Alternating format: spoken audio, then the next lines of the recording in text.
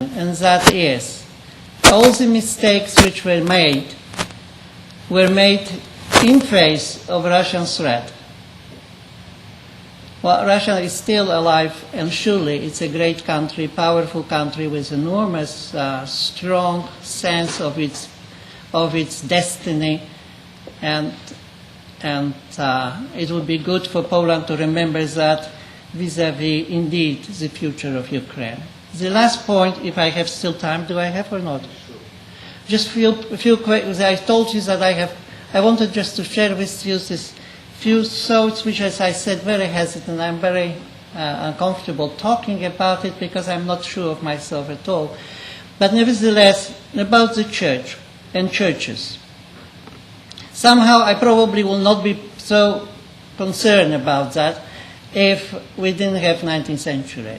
That is, 19th century killed civic society, destroys civic society, destroys the citizens of Poland, Ukraine, Lithuania, all of that was destroyed, finished. On the place of the citizens came the subject. And with that, all the institution also went through big changes. I have that feeling that in church relations or church-state relation or position of churches inside of the Commonwealth, something very peculiar happened, which I don't think is quite well noticed, and that is, I would call it domestication of the churches. That is, process which we call separation of state and church, or subjugation of church to the state powers, was done mostly in Europe, in different places of Europe, in different ways, but mostly through the actions of the representatives of state, government.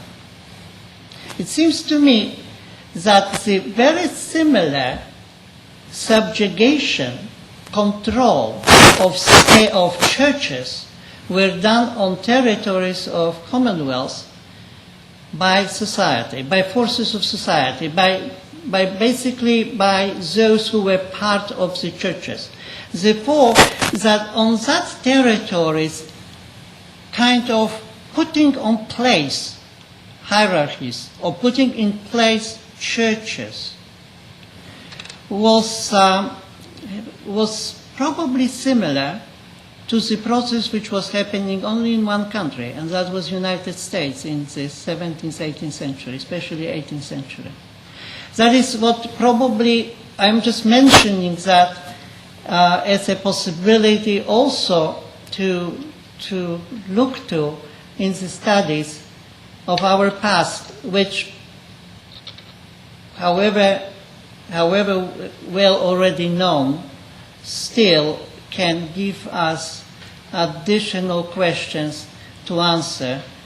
And as always, we do ask questions for the purpose of today and for the purpose of tomorrow. Thank you very much.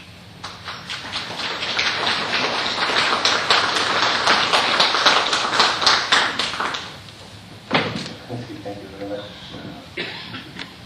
You still have 5 minutes left. So the question is, do I steal his 5 minutes, you see, for historic?